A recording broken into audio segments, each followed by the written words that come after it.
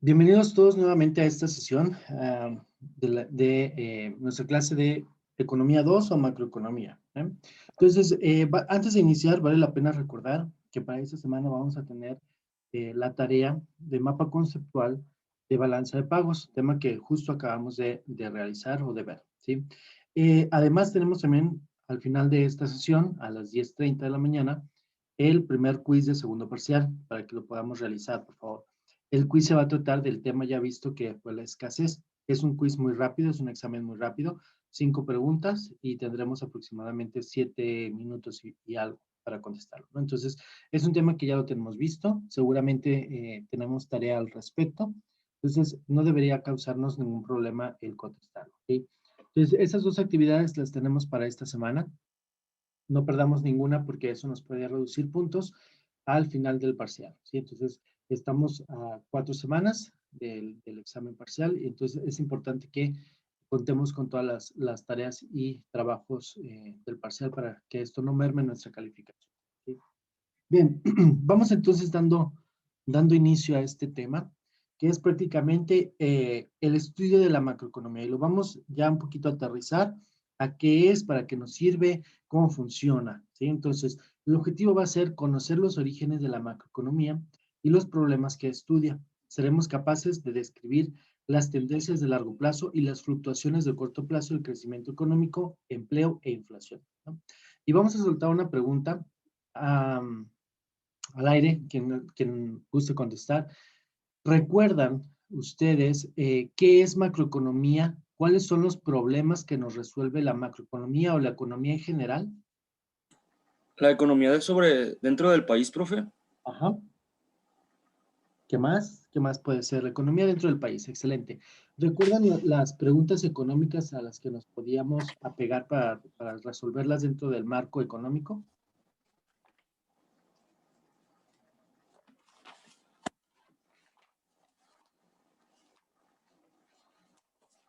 ¿Recuerdan, por ejemplo, cuando hablábamos sobre nuestro último tema, que era la escasez, y que platicábamos de los problemas económicos a los que se enfrentan los gobiernos? ¿Se recuerdan cuáles son? ¿Son las de cuándo, cómo, por qué y eso?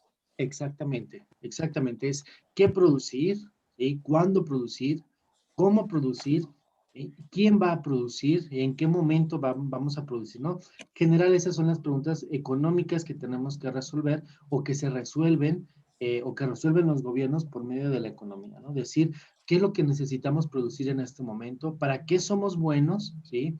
O sea, ¿quién lo va a producir? ¿Cómo lo vamos a producir? ¿Cuántos bienes de capital? ¿Cuántos bienes de consumo es lo que vamos a producir, ¿no? Entonces, todo eso va ligado, pues, a nuestro crecimiento económico como nación. Y eso, de alguna manera, va a impactar el empleo, ¿sí?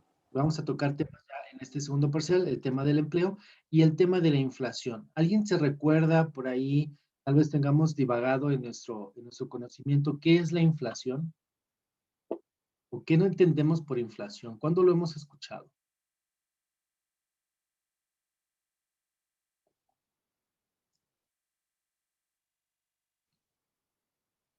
Seguramente que hemos escuchado la palabra inflación, pero ¿a qué nos suena? Es como cuando tiene una subida de precio, significativa, ¿no? Ajá, Algún producto, algún bien, ¿no? exactamente. Generalmente lo escuchamos en las noticias, eh, usualmente al final del mes o sobre todo muy al final del año o a principios de año que decimos, subió la inflación un 2%, ¿no? Tuvimos inflación del 2%. ¿Qué es esto? Que los precios y productos con los que normalmente comercializamos, en general todos, ¿no? Pero digamos la canasta básica, si hemos escuchado a lo mejor por ahí en nuestra mente está la palabra o la frase canasta básica, ¿no? Subió un 2% de acuerdo a la inflación, ¿no? ¿Qué es lo que nosotros entendemos como mortales que somos? Pues que el precio de la coca, el precio del huevo, de la leche, del café, del agua, de todo absolutamente va a subir. Cuando escuchamos inflación, tiene incluso una connotación negativa hacia nuestra percepción. ¿Por qué? Porque decimos, maldita sea, ya nos van a costar más los artículos, ¿no? Ya subió la inflación, ¿no? Y la inflación también nosotros la pudiéramos a pegar hacia los salarios, ¿no? De repente cuando nos suben el sueldo, te lo subo de acuerdo a la inflación, ¿no? O sea, si la inflación subió un 2%, teóricamente tu salario debería subir un 2%. ¿Por qué? Para que tú puedas seguir teniendo acceso a los mismos o a la misma cantidad de productos que normalmente tú compras, ¿sí? Entonces, ahora que vamos a estudiar la macroeconomía, vamos a conocer orígenes, problemas, tendencias de corto y de largo plazo, qué es lo que nos hace que fluctúe la economía en nuestro país y cómo va a impactar esto el empleo y a la inflación. ¿Okay? Los economistas entonces empezaron a estudiar el crecimiento económico de largo plazo, la inflación y los pagos internacionales desde 1750. Esos trabajos fueron el origen de la macroeconomía. Entonces ya tenemos un buen rato estudiando las tendencias, ¿no? Y este estudio no llega hasta ahí, ¿sí? Entonces cada año, cada tanto tiempo, pues van saliendo nuevas tendencias de economía, ¿no? Incluso ahora con la pandemia seguramente que van a empezar a surgir nuevas formas de hacer economía o nuevas formas de relacionarnos económicamente con el mundo, ¿sí? Sin embargo, la macroeconomía moderna surge a partir de la Gran Depresión, cuando se dio un gran desempleo y una producción estancada que no permitía el crecimiento económico.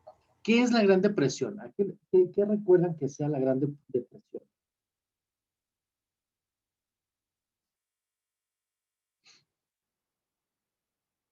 ¿Les suena? ¿Han escuchado sobre la Gran Depresión? Quizá hemos escuchado, pero no recordamos a qué se refiere. No sé, ustedes cuéntenme. ¿Sabemos qué es la Gran Depresión? Sin voltear a ver su celular. Eso, profe, por decir, no sé si tenga que ver, pero eso yo lo llegué a ver en una película cuando fue lo de la caída de la bolsa en Estados Unidos, que hubo una pérdida de acciones y de empleos y todo eso. ¿Sería de eso o no? Sí, exactamente. La Gran Depresión más o menos data de 1930, 1929, 1930 por ahí. Y se trata precisamente de eso, ¿no? Una caída económica mundial, ¿no? La bolsa de Nueva York ya existía de alguna manera y se pierden muchos valores, ¿sí? Se da una caída, entramos a una gran recesión, ¿no? O la Gran Depresión, por ahí de 1929, justo antes de la Primera Guerra Mundial. Entonces, tenemos nosotros una desestabilidad económica en ese momento y es cuando realmente empieza a surgir la economía o la macroeconomía moderna, ¿sí? ¿Qué es lo que sucede en esta Gran Depresión? Tenemos una producción estancada, un desempleo enorme. ¿Por qué? Porque las empresas ya no pueden seguir sosteniendo la misma cantidad de personas o no pueden seguir pagando los salarios que pagaban, ¿sí? Y eso no permite un crecimiento económico, ¿ok? Ahora, ¿qué es lo que sucede con esto? Pues los gobiernos de alguna manera tienen que salir a decir, a ver, señores, estamos teniendo un desempleo masivo. ¿Qué es lo que sucede?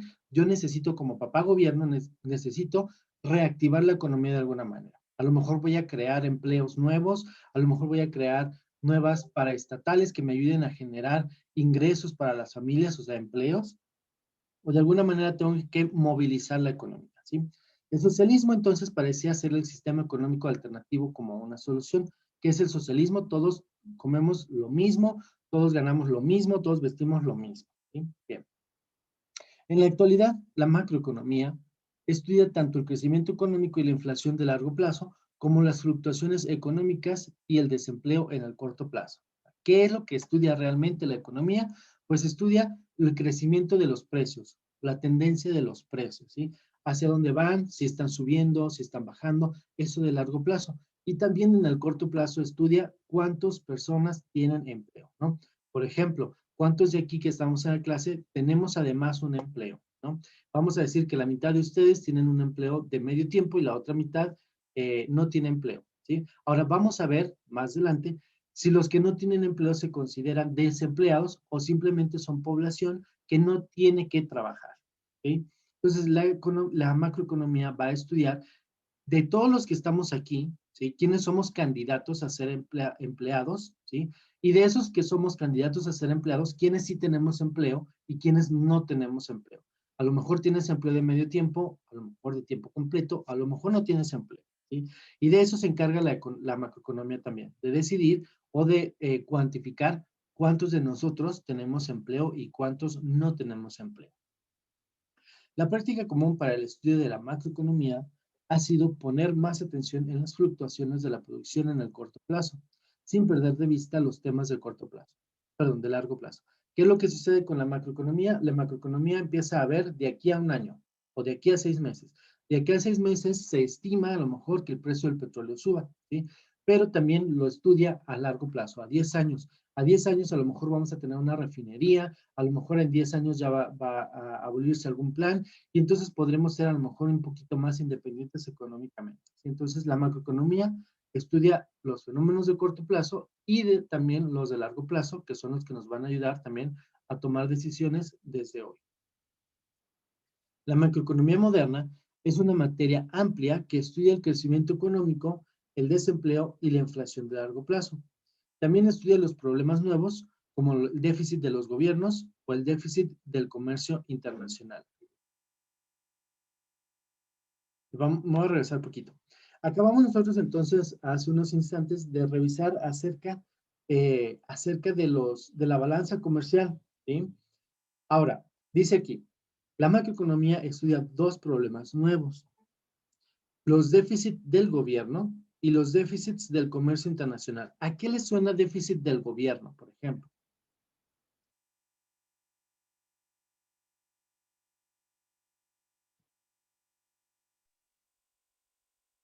Pues como lo que no tiene ahorita, o sea, como lo que sufre más el gobierno, por decir, tiene déficit de dar empleo, un ejemplo sería. O sea, que es de lo que carece. Ok, nos suena a carencia el déficit, ¿verdad? ¿Qué más?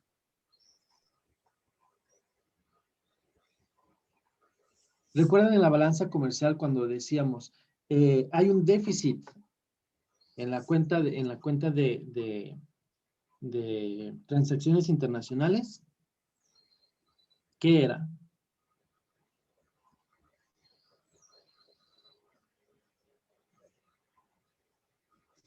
¿Nos recordamos?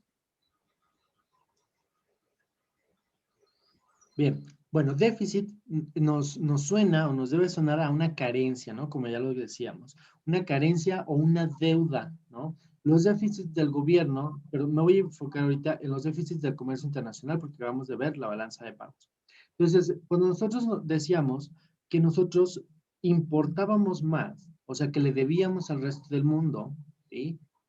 Más dinero, entonces teníamos un déficit en la balanza comercial. ¿Sí? Eso es un déficit en el comercio internacional. Cuando nosotros estamos importando más de lo que estamos exportando.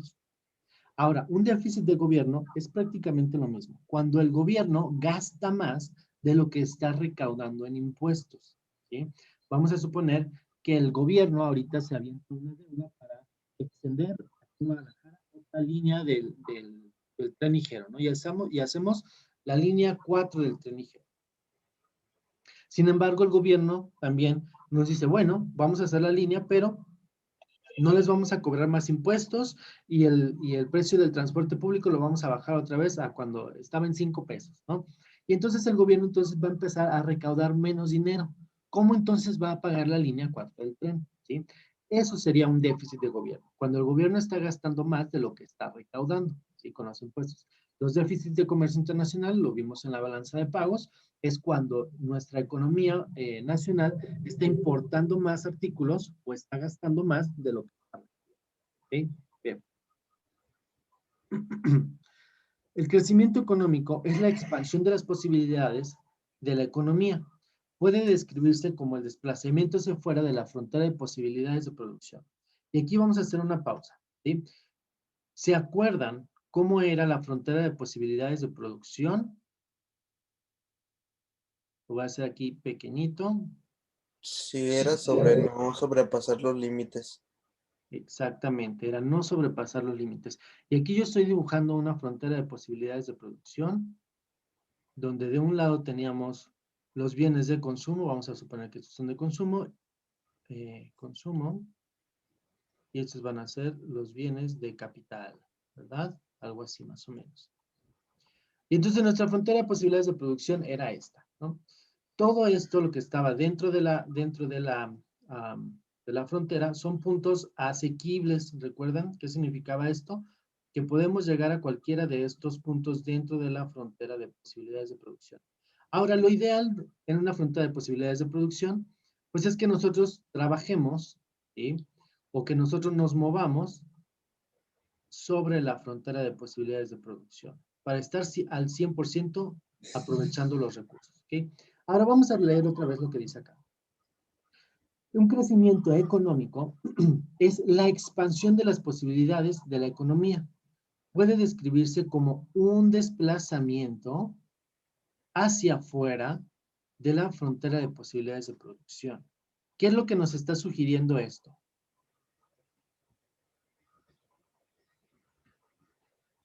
¿Qué es lo que nos está sugiriendo? Pues que va a crecer como el límite, ¿no? Exacto, muy bien. Que el límite o nuestra frontera de posibilidades de producción va a crecer. Y ahora en lugar de ser la línea naranja va a ser la línea rosa. Nosotros entonces estamos creciendo de este punto a este otro punto, ¿sí? Eso sería un crecimiento económico. Y cuando nosotros logramos empujar la frontera de posibilidades de producción hacia afuera, ¿sí? ¿Qué es lo que sucede con esto? Cuando nosotros logramos producir más productos, más bienes, más servicios con la misma, a lo mejor, cantidad de personas, ¿no? Recuerdan, clases anteriores yo les decía, ¿qué es lo que sucede si nosotros aquí por piocha producimos una naranja al año, ¿no? Al año tendríamos 30 naranjas. El siguiente año, como nosotros ya nos hicimos expertos en la producción de naranjas, ya logramos producir 2 naranjas al año. Eso sería un crecimiento económico o un desplazamiento de la frontera de posibilidades de producción. ¿Por qué? Porque somos las mismas 30 personas produciendo más. Entonces, un empuje de la frontera de posibilidades de producción es posible. ¿Cómo? Lo vamos a hacer con un crecimiento económico. Ahora, el crecimiento económico lo podemos hacer poniendo a trabajar más a los trabajadores, inyectando más capital de dinero, inyectando a lo mejor maquinaria, equipo, etc. ¿Ok? Bien. Medimos el crecimiento económico por el aumento del Producto Interno Bruto Real. Y aquí ya vamos a empezar a ver temas como Producto Interno Bruto. ¿Ok? El PIB, o el Producto Interno Bruto, es el valor de la producción total de todas las granjas, fábricas, tiendas y oficinas de una nación, medido a precio de un año en particular. Vamos a quedar con este enunciado. Ojo con este enunciado, que lo vamos a explicar ahora. ¿Okay? El Producto Interno Bruto, ¿sí?, es lo que nosotros producimos como nación. ¿Okay? El PIB. Vamos a decir, entonces, que Jalisco produce en términos de dólares, lo vamos a medir en dólares, ¿ok? En términos de dólares, Jalisco es un estado ganadero, vamos a decirlo, ¿no? Estoy inventando, ¿eh? Pudiera ser o pudiera no ser. Somos un estado ganadero y todas nuestras granjas produjeron $1,000,000. Resulta que en el estado de Guanajuato son fabricantes de chamarras, ¿sí? Y ellos producen entonces al año $2,000,000. Resulta que por allá en el norte también son ganaderos y ellos producen $5,000,000. Y el resto del país se dedica al comercio, a las tiendas y a las oficinas, y el resto del país produce otros $10,000,000. ¿Ok? Entonces, el Producto Interno Bruto Real, ¿sí?, de una nación, de México, por ejemplo, el PIB, va a ser la suma de las granjas, de las fábricas, de las tiendas, de las oficinas de una nación. Entonces, nosotros podríamos decir que en el año 2020, nosotros como nación hemos producido ¿cuánto? ¿Cuánto hemos producido? 18 millones. 18 millones, exactamente, 18 millones de dólares. Nuestro PIB entonces, ¿sí?, son 18 millones, ¿sí? Eso fue lo que nosotros como México hemos logrado producir, 18 millones, ¿sí? Vamos a volverlo a leer para que nos quede más claro. El PIB o Producto Interno Bruto Real es el valor de la producción total de todas las granjas, fábricas, tiendas y oficinas de una nación medido a precios de un año en particular, ¿sí? Medido, ¿sí? A precios del año 2000, ¿sí? El Producto Interno Bruto del año 2020 a lo mejor fue de 18 millones, el Producto Interno Bruto del año 2019 fue de 17 millones, voy a anotarlo aquí, 17 millones, el de 2018 fue de 19 millones, por ejemplo, ¿ok? Y así nos podemos ir sucesivamente hacia atrás todos los años, ¿ok? Entonces, el Producto Interno Bruto se mide de un año a un año, ¿ok? Y es la suma de la producción total de las granjas, fábricas, tiendas y oficinas, ¿sí? Eso es el PIB real, ¿ok? ¿Quedó claro lo que es el PIB real? Sí, profe. Bien, entonces en las noticias cuando veamos el Producto Interno Bruto es de 20 millones de dólares, que venga a nuestra cabecita que hubo alguien, ¿sí? Hubo alguien que se puso a contar o a preguntarles a todos los fabricantes de ropa, a todos los fabricantes de pieles, a todas las granjas, a todas las tiendas, a todas las oficinas, cuánto fue lo que produjeron y al final lo sumaron y dieron ese número que te están dando las noticias, ¿ok? Eso es el Producto Interno Profe, Bruto. pero por decir lo del Producto Interno Bruto es con, o sea, con todo lo que es formal e informal o nada más lo formal, lo que contabilizan. En realidad sería solamente lo formal. Faltaría agregar lo informal. Ok. ¿Sí? Bien. Y ahorita también vamos a ver qué es lo que se contabiliza. No ahorita, en clases más tarde vamos a ver qué es lo que contabilizamos, ¿sí? Da un pequeño giro, ¿sí? Entonces, vamos a volverlo a retomar el enunciado y dice, el PIB real es el valor de la producción total de granjas, fábricas, tiendas y oficinas en una nación medido a precios de un año en particular, ¿ok? O sea, cada año vamos a tener un nuevo PIB, un nuevo PIB. Los precios de los bienes y servicios se expresan en unidades monetarias de un solo año para eliminar la influencia del aumento de los precios, que es la llamada inflación. Y para determinar cuánto ha crecido realmente la producción de un año a otro. Dice aquí, nota, el PIB real excluye cosas que se producen para nosotros mismos en el hogar y lo que no se declara. Lo que no se declara vendría a ser la parte informal. ¿Ok? Vamos a retomar otra vez este slide. Los precios de los bienes y servicios se expresan en unidades monetarias, o sea, en dinero, de un solo año, del año 2020. ¿Ok? Para eliminar la influencia de aumento de los precios, o sea, de la inflación, de otro año. ¿Sí? Vamos a decir que en el año 2000 hubo una inflación del 5%. ¿Ok?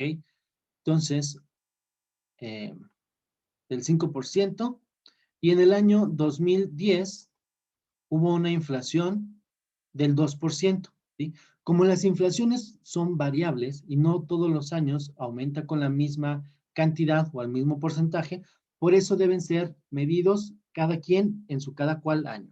¿Ok? Bien. Ahora, vamos a suponer que en el año 2000, el Producto Interno Bruto fue de 18 millones. En el año 2001 fue de 17 millones. En el año 2002 fue de 16 millones. En el año 2003 fue de 20 millones. ¿Ok? En el año 2004 fue de 18 millones. Y en el año 2005 fue de 19 millones. ¿Ok? Como podemos ver, no todos los años, pues, se cae en el mismo Producto Interno Bruto, ¿sí? Entonces, lo que nos sirve tener una tendencia o tener las cifras es para saber cuánta ha fluctuado año contra año, ¿sí? Por ejemplo, del año 2000 al 2001 tuvimos un decremento, ¿sí? Entonces, podríamos decir que nuestra economía no produjo tanto como podía haber producido, ¿sí? Porque el año 2000 produjo 18 millones y en el 2001, 17 millones. Volvió a bajar para el año 2002 Sin embargo, en el año 2003 subió, ¿sí? Tuvo una gran recuperación, pero en el año 2004 volvió a bajar un poquito y en el año 2005 volvió a subir, ¿sí? Eso es lo que nos va a ayudar a tener, digamos, esta tendencia, ¿sí? Ahora bien, eso nos ayuda a ver hacia dónde estamos yendo, ¿sí? Por ejemplo, a lo mejor aquí en el año 2006 no podríamos determinar alguna tendencia porque estamos viendo que igual como puede subir, puede bajar. Entonces, esos datos, como son muy pocos, no podríamos estimar una tendencia, ¿sí? Pero sin embargo, nos ayudan a saber qué es lo que ha estado sucediendo con nuestra producción o nuestro crecimiento económico, ¿sí? Bien, eso para la primera parte. Dice la nota, el PIB real excluye cosas que se producen para nosotros mismos, ¿ok? Ya habíamos dicho entonces que el PIB real es la suma de todo lo que se fabrica y se produce en un país.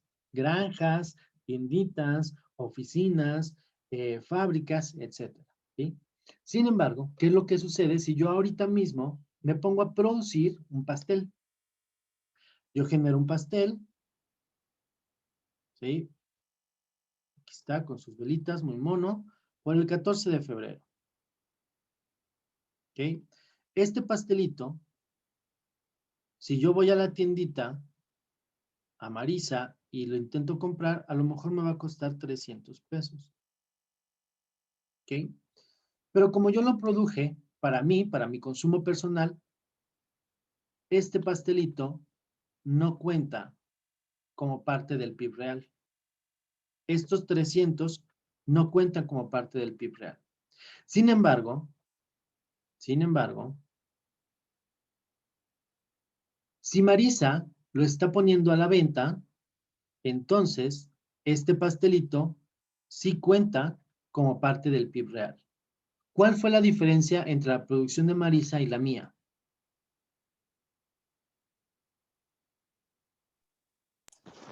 Pues que el de Marisa sí está a la venta, no es como consumo propio, y usted fabricó su propio pastel.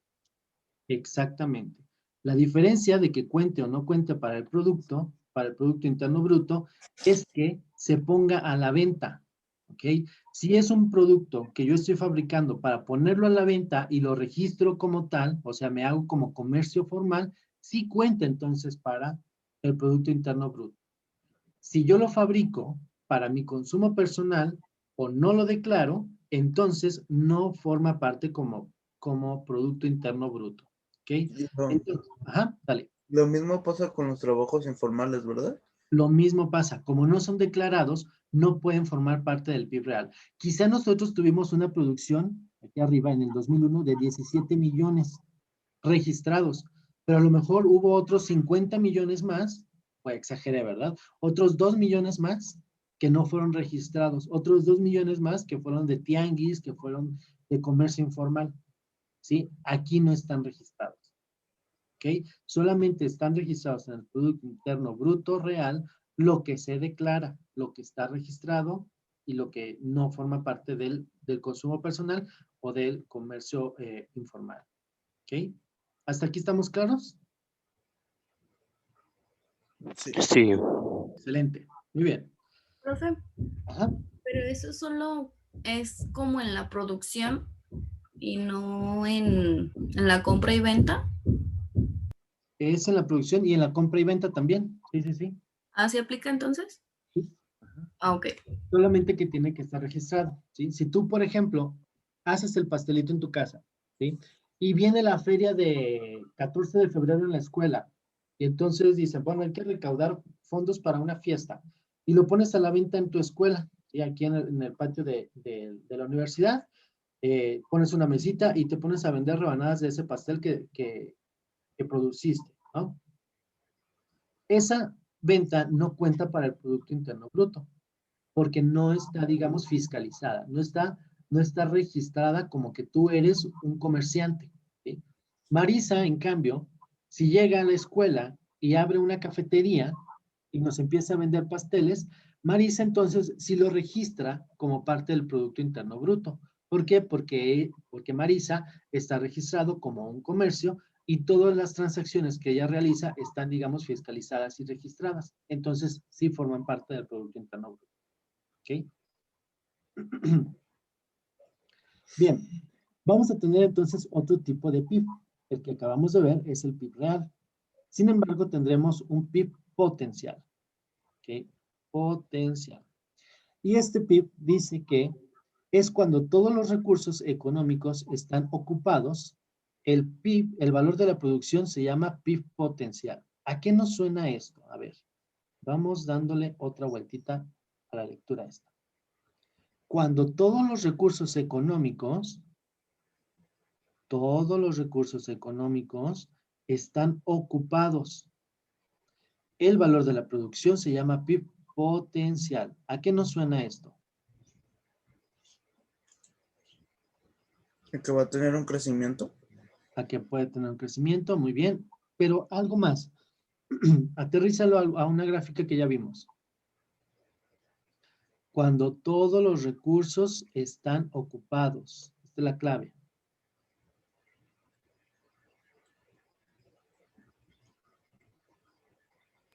Cuando se está dentro de la frontera, cuando se están utilizando todos los recursos. Exactamente. Esto, el PIB potencial es igual a nuestra frontera de posibilidades de producción. ¿Ok?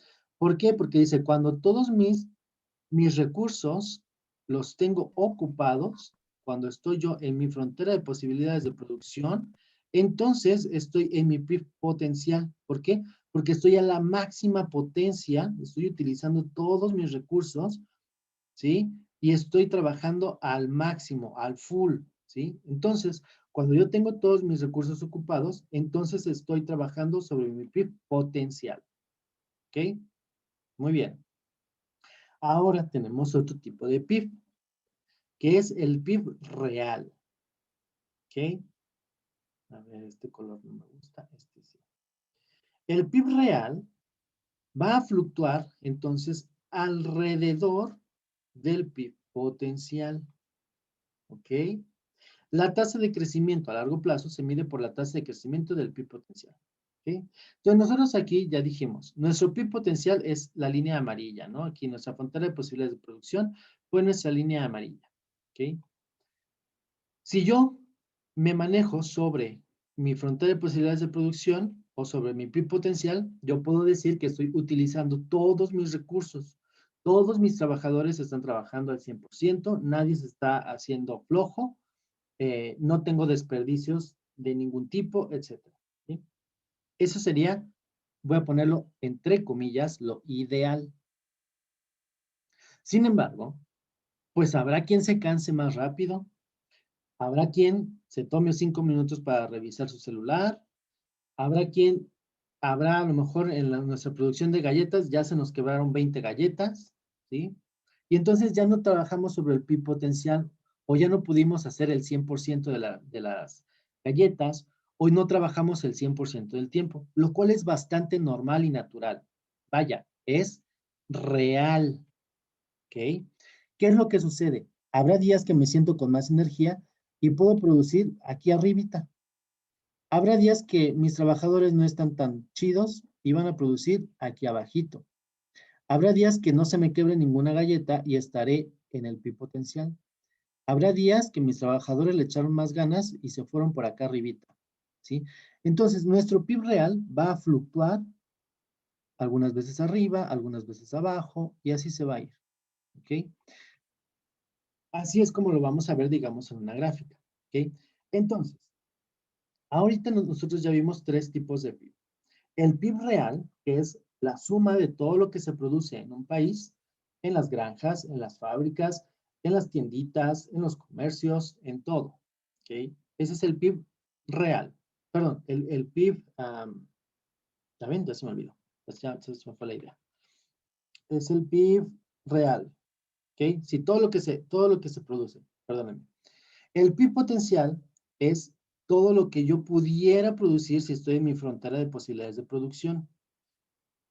Ahora, el PIB real va a fluctuar algunas veces arriba, algunas veces abajo, ¿ok?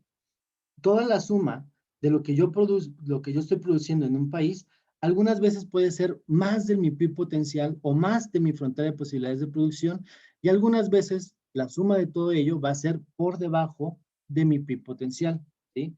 Si yo lo mido en una línea recta, ¿sí? Ay, no, esa no. Si yo lo mido en una línea recta, ¿ok? Mi PIB real se vería así, ¿sí? En el 2000, digamos 2020, pudo haber sido que en enero estuvimos aquí, que en febrero, que en marzo, abril, por ahí estuvimos acá, julio, a lo mejor agosto, septiembre, octubre y diciembre estuvimos así. Entonces, habrá meses que nuestro PIB real, que lo que estamos produciendo en granjas y todo ello, sea por encima de nuestro PIB potencial, de nuestro 100%. Y al final del año nosotros sumaremos todo esto y lo ecualizaremos en una cantidad que vamos a decir fueron 18 millones. ¿Estamos claros? Con nuestro PIB potencial, nuestro PIB real. Sí, profe. ¿Sí? Perfecto. Vamos a continuar entonces. Y aquí tenemos un ejemplo para que tal vez nos quede un poquito más claro. Durante la década de los 60, el PIB creció a una tasa del 4.4%. Esto fue muy rápido, pero la tasa de crecimiento de producción por persona se desaceleró durante la década de los 70. Este fenómeno se conoce como desaceleración del crecimiento de la productividad. Ok, vamos a dejar de lado el texto y vamos a ver aquí cómo se ve la gráfica. Ok. Aquí tenemos los años, ¿sí? Que fue de 1960 hasta el año 2000. Y del otro lado tenemos el PIB real.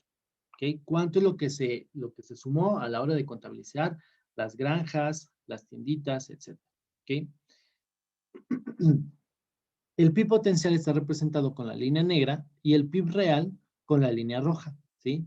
Como podemos ver entonces, hubo años, como en el año 65, ¿sí? Donde nosotros estuvimos por encima de nuestra frontera de posibilidades de producción o de nuestro PIB potencial. Durante este periodo fuimos más productivos, ¿sí? Que nuestro PIB potencial. Sin embargo, por ahí del año 70, como el 74 más o menos, estuvimos por debajo. Aquí tuvimos un decrecimiento. Lo mismo sucedió como en el año 80 y, ¿qué? Digo, 79 más o menos, que estuvimos por debajo.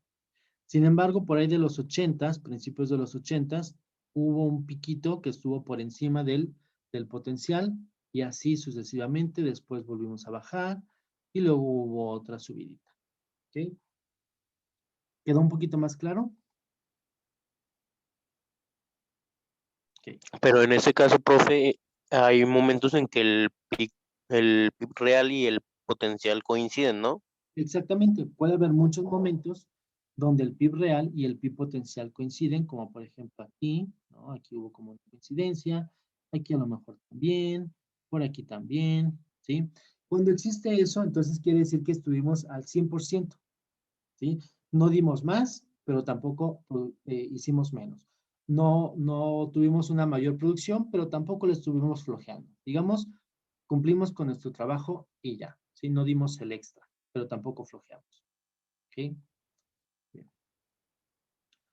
Un ciclo económico es el movimiento periódico, pero irregular, de altos y bajos, de altibajos de la producción y se mide por las fluctuaciones del PIB real alrededor del PIB potencial. Eso es un ciclo económico. Por ejemplo, un ciclo económico, en este caso, pues son estos altibajos que nosotros tenemos, lo cual es bastante normal. Eso es un ciclo económico. ¿Okay? Las fluctuaciones del PIB real alrededor del PIB potencial. Cuando el PIB real es menor que el potencial, o sea, estamos por debajo, algunos recursos no están plenamente empleados. Ponle tú que hubo trabajadores que no dieron el ancho, que nomás estuvieron revisando el celular en horas de trabajo. Vamos a suponer que no utilizamos toda la masa para producir galletas, ¿no? Por ejemplo, ¿no? Entonces es cuando estamos por debajo del potencial, que no se utilizaron bien los recursos. Sin embargo, cuando el PIB real es mayor, o sea, cuando estamos por encima, ¿sí? Los recursos están sobreutilizados. Nuestros trabajadores produjeron más de lo que normalmente producen, ¿sí? Nos rindió más la masa, nos rindió más el dinero. Pudimos producir más de lo que potencialmente estamos acostumbrados a hacer, ¿sí? Esas son las dos diferencias, ¿ok? Bien. Un ciclo económico, dice aquí. Los ciclos económicos no son regulares o predecibles, sin embargo, tienen dos fases, ¿ok? Los ciclos económicos. Una fase es la fase de recesión y otra fase es la fase de expansión, ¿ok? Y ya veíamos nosotros o platicábamos sobre las connotaciones, ¿no? ¿A qué nos suena recesión? Que no puede crecer mucho. Que no puede O sea, que crecer. se mantiene en un solo punto. Que se produjo menos que el año, ¿no? Anterior. Ajá, que se produjo menos que el año anterior. ¿Qué más? Que hay un estancamiento a lo mejor, ¿no? O sea, tiene una connotación negativa en cuanto a economía se refiere. Muy bien. ¿Qué significa o qué nos suena la expansión?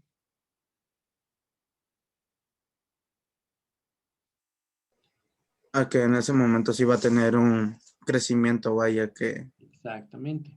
Que tenemos posibilidades de crecimiento, ¿verdad? Y tiene una connotación positiva. Entonces, las recesiones son cuando vamos hacia abajo de picada o en estancamiento, y una expansión es cuando vamos hacia arriba, cuando claramente tenemos una tendencia de crecimiento económico. Muy bien. Ahora, un ciclo económico también tiene dos puntos de inflexión. Uno es una cima y otro es un valle. ¿A qué nos suena que sea una cima?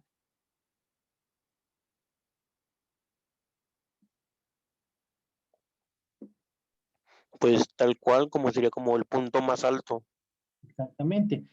Un punto de inflexión sería una cima, que es el punto más alto, ¿sí? Como la cima del monte, el punto más alto del ciclo económico, y un valle, que sería todo lo contrario, el punto más bajo del ciclo económico, ¿ok?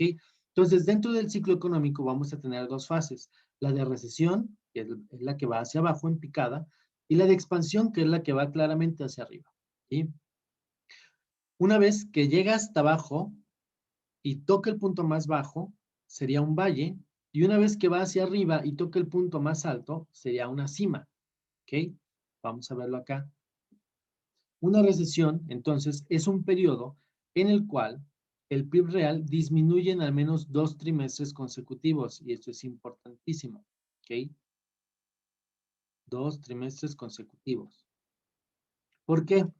Porque de repente escuchamos en las noticias, estamos en recesión, ¿no? No sabemos realmente qué es, pero tiene una connotación negativa. Sabemos que vamos de picada, ¿ok? Pero ¿qué pasa si un día, un trimestre, bajamos? No pasa nada. 2 trimestres, bajamos. No pasa nada. Si tenemos un tercer trimestre de bajón, entonces ya podemos decir que una economía está en recesión, ¿sí? Vamos a aterrizarlo con sus calificaciones. Normalmente ustedes son de sacar 90, ¿no? Primer parcial, saca 70. No pasa nada, no hay que preocuparse. Segundo parcial, sacaste 68. Todavía no podemos decir que eres burro, ¿ok? Tercer parcial, sacaste 50. Entonces, ahora sí ya podemos decir que algo malo está pasando, ¿ok? Lo mismo sucede acá. No podemos decir en economía que tenemos una recesión si por lo menos no han pasado 2 trimestres consecutivos en los que vayas de picada o los que vayas de bajada, ¿ok? Sin embargo, una expansión es un periodo durante el cual el PIB real aumenta, ¿ok? Si tú ya subiste de un periodo a otro, entonces ya estás en expansión, estás en mejora. Si tú tuviste una calificación de 70 el primer parcial y en el siguiente de 90, claramente tienes una mejora, ¿ok? Pero una recesión, en el primer instante en el que tú caes poquito de tu calificación, no te vamos a clasificar como estás teniendo un bajo desempeño. No, Vamos a dar más tiempo porque a lo mejor solamente fue una pequeña cosita que te hizo bajar la calificación. Un pequeño descuido, ¿ok? Pero no vamos a clasificarte como una persona de bajo rendimiento, por decirlo, ¿no? Entonces, lo mismo sucede para la economía. A la economía no le podemos decir o señalar como que estás en recesión si por lo menos no estás mal 2, 3 trimestres, o sea, al menos 2 trimestres consecutivos. Además, deben ser consecutivos, ¿ok? Importante eso. Bien, seguimos entonces. Una vez que se ha tenido un periodo de expansión y que esta ya no crece más, o sea que estamos hasta arriba, ¿sí? El apetito, y que ya no estamos creciendo más, se llega a una inflexión y entonces empieza una recesión, o sea, el piquito y luego ya empieza a bajar poquito, ahí es donde se encuentra la cima. Por el contrario, cuando tenemos una recesión y vamos hasta de bajada, y luego vemos una ligera recuperación, ya vamos para arriba, entonces ese fue nuestro punto más bajo y le vamos a llamar el valle. ¿Ok? Dice entonces, es posible que un país tenga una acelerada tasa de crecimiento del PIB real, pero también puede tener una acelerada tasa de crecimiento de población. ¿Ok?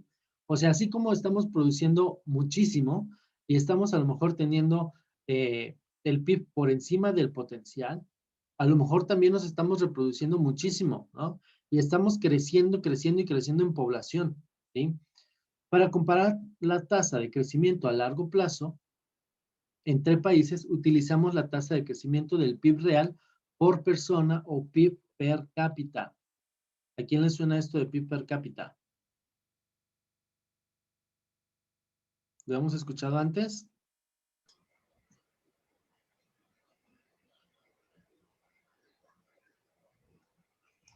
¿No?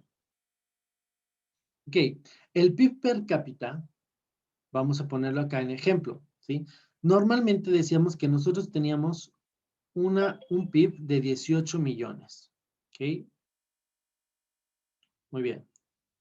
Si nosotros fuéramos 18 millones de habitantes, ¿ok? ¿A cuánto nos toca por piocha?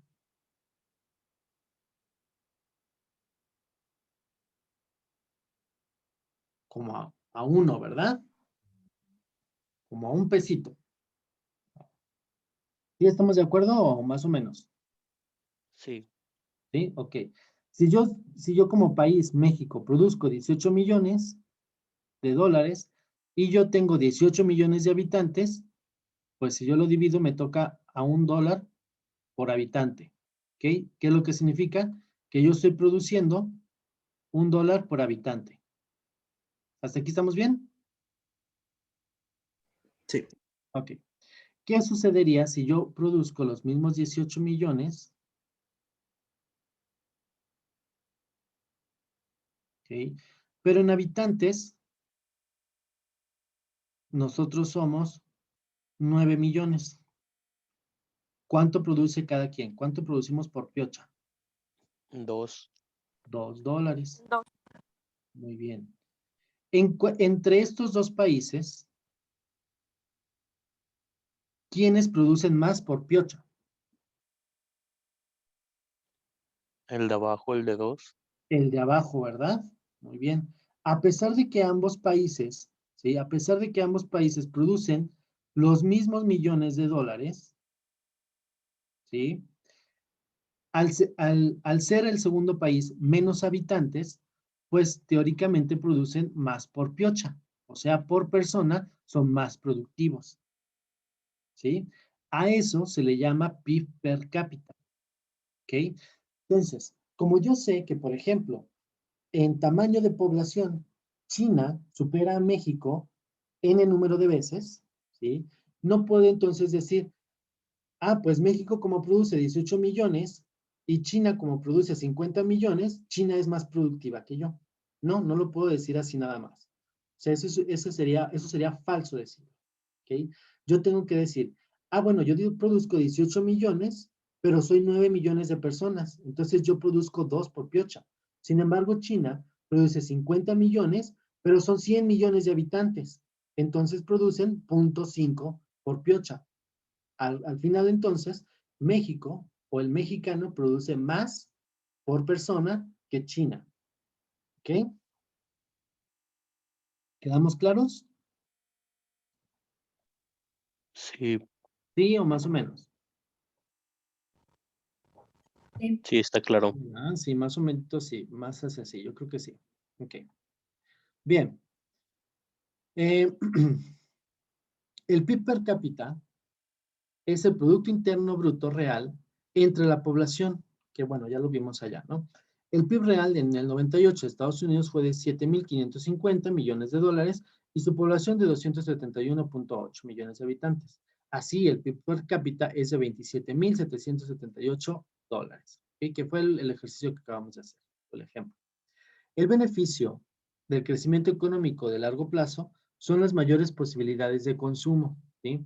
Si yo tengo un crecimiento económico a largo plazo, entonces la gente pues va a tener también más dinero en su bolsillo para poder consumir, ¿sí?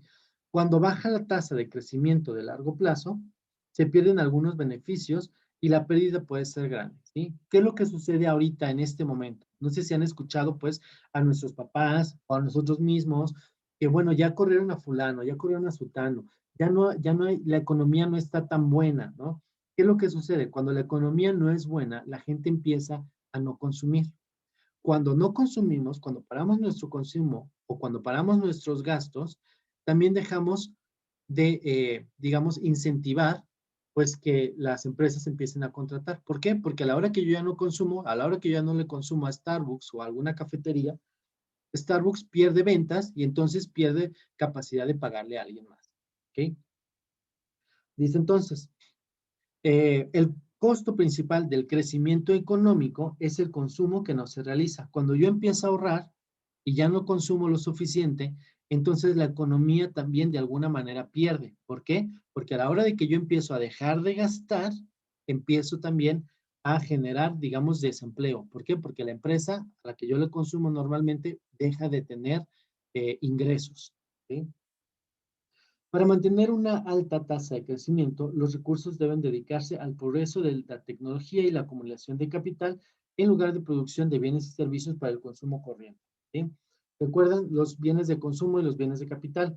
Aquí lo que trato de decir es, si tú solamente produces como país bienes de consumo, eventualmente te los vas a comer o te los vas a gastar y ya no vas a tener cómo producir más. ¿Okay? Para mantener una tasa de crecimiento económico sostenida y hacia la alza, pues invierte en tecnología, invierte en maquinaria, invierte en capital, ¿sí? ¿Para qué? Para que esto te genere más bienes de consumo, ¿ok? Otros dos posibles costos del crecimiento rápido son un agotamiento de los recursos naturales no renovables y la creciente contaminación del aire. Entonces, el crecimiento económico, otra desventaja que pudiera tener, pues es que nos estamos agotando los recursos, ¿ok? El ritmo de crecimiento económico se determina por las elecciones que hacen las personas para equilibrar los beneficios y los costos del crecimiento económico. ¿Okay? Todos vamos a tener que decidir, digamos otra vez costo de oportunidad, si yo consumo y contamino o si no consumo, pero estoy dejando, digamos, sin ingresos a alguien, pero tampoco estoy contaminando. ¿Ok? Bien, aquí hay unos ejemplos, ya no los vamos a alcanzar a ver para darles chance de salir a contestar nuestro quiz, ¿sí? Sin embargo, vamos a ver este primero. La figura muestra la tasa de crecimiento económico en la India y Pakistán entre el 89 y el 96, ¿sí? Hay que identificar en qué año el crecimiento económico aumentó en la India y en qué año fue más rápido el crecimiento económico. Ese es el inciso A. El B, ¿en qué año fue negativo en Pakistán y en qué año fue el crecimiento más bajo? ¿Okay? Se los dejo a ustedes para que los repasen dentro de la presentación. Traten de identificar cuándo hubo recesión, cuándo hubo una expansión, en dónde encontramos una cima, en dónde encontramos un valle. ¿Okay? Hay dos ejemplos, me parece. ¿Okay? Dos o tres ejemplos. Bien. Antes de terminar, vamos haciendo un pequeño repasito y vamos a levantar manita si entendemos la diferencia entre PIB real y PIB potencial. Bien, bien, bien.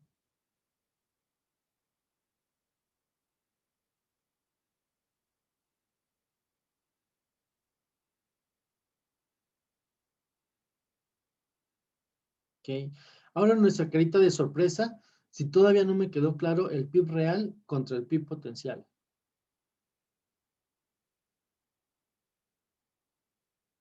¿No? ¿No sean tímidos?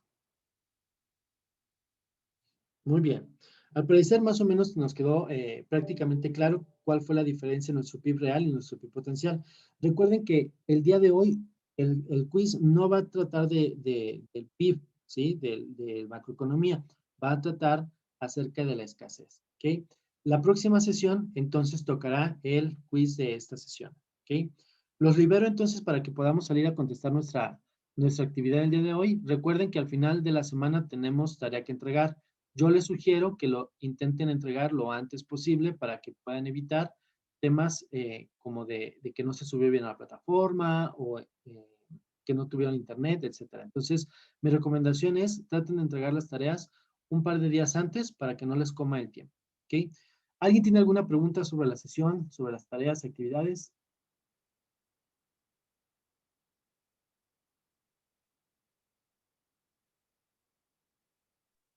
¿No preguntas? Muy bien. Entonces, los libero para que nos podamos ir a contestar eso. Que tengan una bonita semana y recuerden entregar todos sus trabajos.